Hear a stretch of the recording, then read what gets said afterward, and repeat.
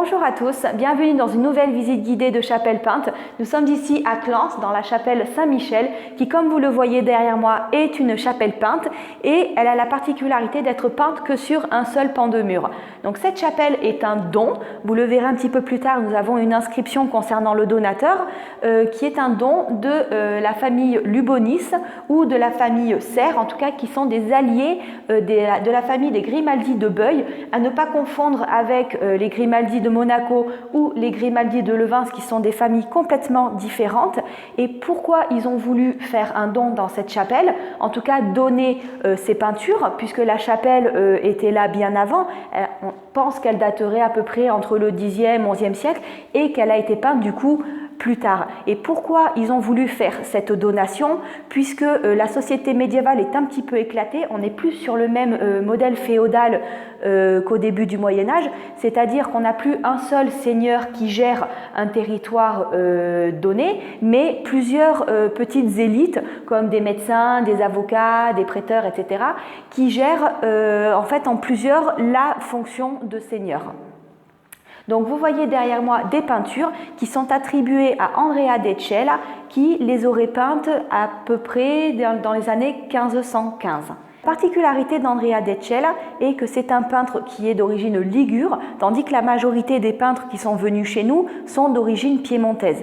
On lui attribue notamment les chapelles Saint-Sébastien à Antrone, Notre-Dame del Bosco à la Roquette-sur-Var ou encore la chapelle Saint-Sébastien de Coarraze. Donc je vais vous faire le détail de ces peintures et on va commencer tout de suite.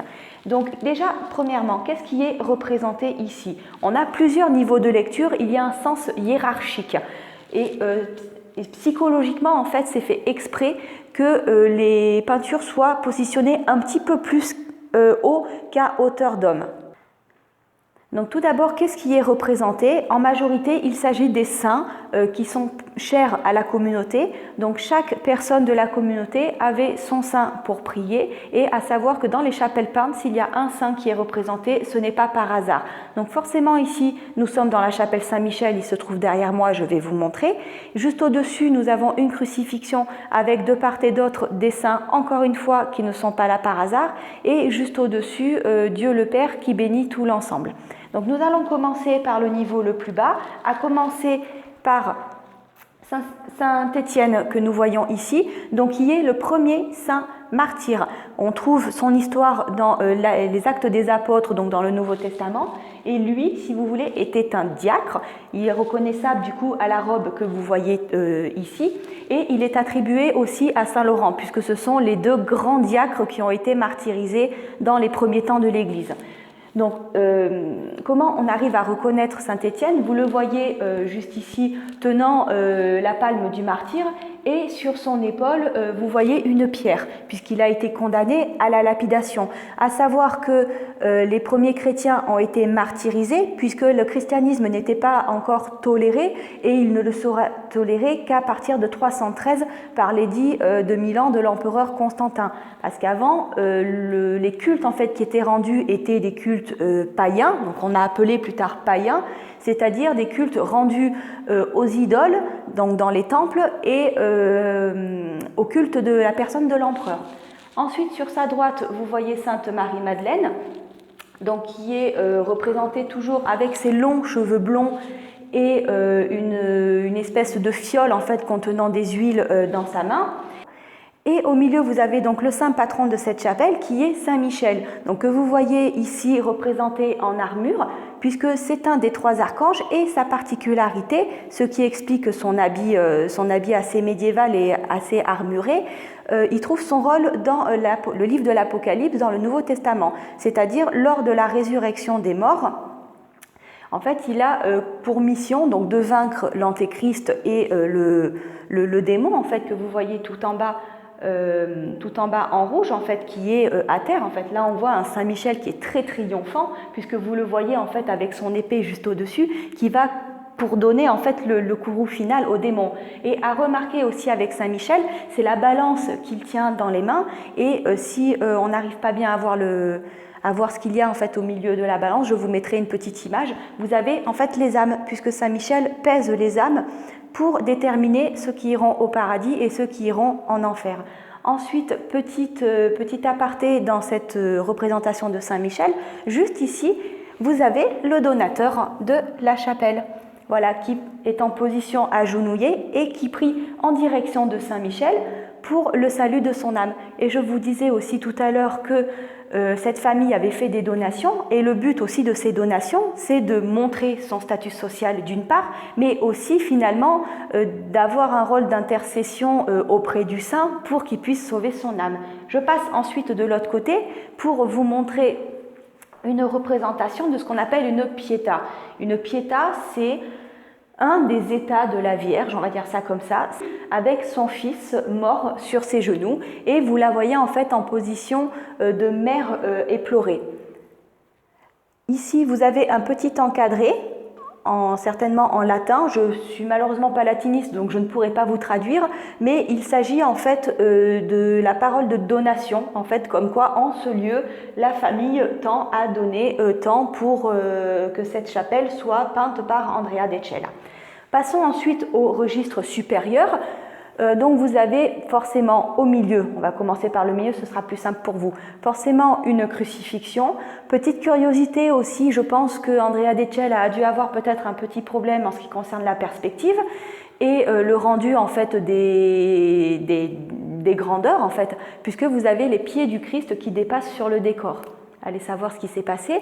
Et dans les chapelles peintes, vous avez en général, au-dessus en tout cas du saint protecteur qui est au milieu, vous avez toujours une représentation de la crucifixion, donc entourée de part et d'autre de la Vierge sur la gauche et de Saint Jean l'évangéliste à droite qui est en train de pleurer. Du coup, la mort du Christ est ce qui lui est arrivé, et au-dessus vous avez Dieu le Père en fait en position, on peut appeler ça en position d'orant. Moi je vois plutôt un signe de bénédiction, puisqu'en fait tout descend de lui, parce que s'il n'y avait pas eu la crucifixion et la résurrection, en fait rien de tout cela serait arrivé. Voilà. Et ensuite de part et d'autre vous avez des saints protecteurs. Donc on va commencer par celui de droite. Le personnage le plus à droite en noir, il s'agit de saint Benoît de Nursie, donc, qui aurait vécu au VIe siècle et qui est en fait le fondateur de la règle de saint Benoît, c'est-à-dire une règle monastique qui prône avant tout le travail, l'obéissance et la prière.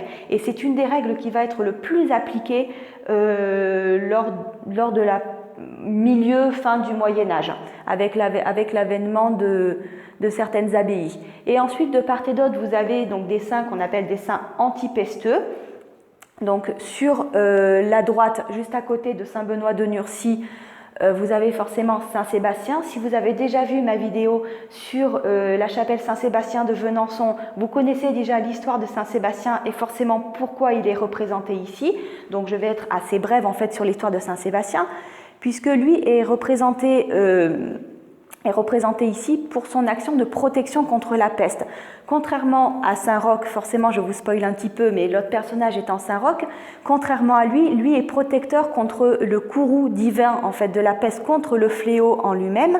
Et forcément à gauche vous avez le personnage de Saint-Roch qui lui protège contre la peste au sens médical du terme, puisque Saint-Roch était un pèlerin qui sur sa route en fait de pèlerinage donc a commencé à soigner des malades atteints de la peste, puis il a fini par l'attraper. Il s'est retiré dans une grotte ou en tout cas il s'est retiré pour mourir, et selon la légende il y avait un chien qui lui apportait du pain tous les jours et il y aurait une source qui aurait jailli pour du coup l'abreuver tous les jours.